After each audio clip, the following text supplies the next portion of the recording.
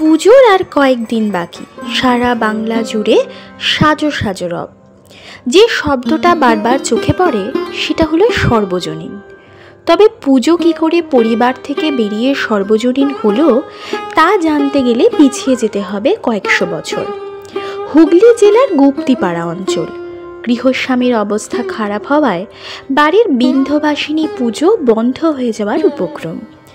আঞ্চলিক 12 জন যুবক চাঁদা তুলে পুজোটিকে রক্ষা করল। আনুমানিক সময়কাল 1790। এই পুজোর মাধ্যমে প্রথম পুজোর আনন্দ সবার মধ্যে ছড়িয়ে পড়ল।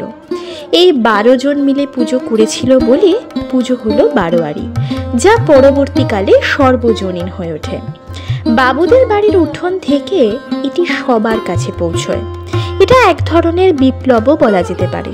অর্থাৎ যে উৎসবে এতকাল কেবল ধনী ব্যক্তিরই অধিকার ছিল, এক নিমেষে তা হয়ে উঠল সকলের অধিকারও সব ধরনের লোকের সমান।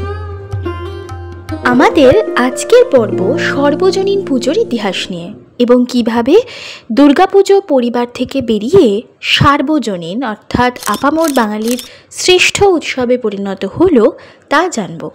তো মানে যেমনভাবে দুর্গাপুজো হয়, আমরা যে দুর্গাপুজো দেখে অভ্যস্ত তা কিন্তু শুরুর দিকে একেবারেই ছিল না। ছিল পরিবার কেন্দ্রিক বিত্তশালী মানুষদের মধ্যে সীমাবদ্ধ। কেউ কেউ তার ব্যতিক্রম ছিলেন, যেমন রানী রাসমণি তার জানবাজারের বাড়িতে যে দুর্গাপুজো করতেন তাতে ইংরেজদের ডাকতেন না, ডাকতেন প্রজাদের, আর তাদের বিনোদনের ব্যবস্থা করতেন। একটি ঐতিহাসিক মত থেকে জানা যায় 1832 সালে কলকাতায় সর্বপ্রথম বৃহৎ পরিসরে বারোয়ারি দুর্গাপুজোর আয়োজন হয়েছিল। এই পুজোর মূল উদ্যোক্তা ছিলেন কাশিমবাজারের রাজা হরিনাথ। কলকাতার অন্যতম ঐতিহ্যবাহী সিমলা ব্যায়াম সমিতি দাবি করে যে তারাই প্রথম কলকাতায় সর্বজনীন পুজো করেছিলেন। আবার কলকাতায় কংগ্রেস অধিবেশনকে ঘিরে প্রথম সর্বজনীন পুজো হয়েছিল এই কথাও বলা হয়। তবে এ নিয়ে মতপার্থক্য রয়েছে বিস্তর। তবে একটি ঘটনা ঘটে 1910 সালে কলকাতা জাতীয় কংগ্রেসের অধিবেশন অনুষ্ঠিত হয়। সেই সময় বলরাম বোস ঘাট রোডে দেশের স্বাধীনতা সংগ্রামীরা একটি দুর্গাপুজোর আয়োজন করেছিলেন। সেই পুজোয় বারোয়ারি শব্দের বদলে প্রথম সর্বজনীন কথাটি ব্যবহার হয়, যার অর্থ সবার।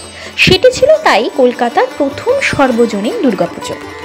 প্রাচীন বারোয়ারি পুজোর আনন্দ ছিল কিন্তু একেবারেই অন্যরকম। সেই পুজোয় দেশের স্বাধীনতা সংগ্রামীরা অংশগ্রহণ করতেন।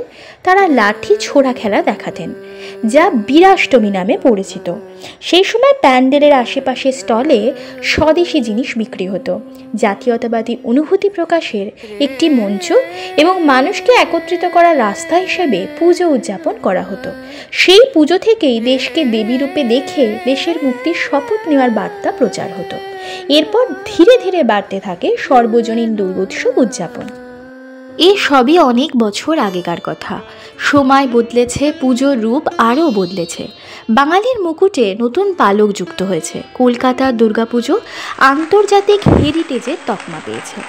এই উৎসব ধর্ম, লিঙ্গ, সমস্ত অর্থনৈতিক স্তরের বাধা পেরিয়ে সবাইকে অন্তর্ভুক্ত করার পদ্ধতি হিসেবে বিশেষ প্রশংসা লাভ করেছে। তবে চারপাশ যতই বদলে যাক না কেন, দুর্গাপুজোর সাথে জড়িয়ে আছে বাঙালির ইমোশন। আজও মহালয়ার ভোরে বীরেন্দ্রকৃষ্ণ ভদ্রর মুখে স্তোত্র শুনেই দেবী পক্ষের সূচনা হয় প্রতিটি বাঙালির। শৈশব কারোরই চিরকাল থাকে না, কিন্তু আমরা শৈশবেই বাঁচতে পছন্দ করি। সে এক সময় ছিল যখন আকাশে বিশ্বকর্মা পুজোর ঘুড়ি উড়লেই পুজো পুজো গন্ধ আসত। বাড়িতে নতুন জামার সাথে পূজাবার্ষিকী না আসলে মন খারাপ হতো। শুধু তাই নয়, পাড়ার মাইকে বাজত পুজোর গান। সময় বদলেছে, মুঠোফোনে আটকেছে আমাদের জীবন, বিনোদন এসেছে অনেক, তবে বাঙালির কাছে পুজোর গন্ধটা বোধহয় একই আছে।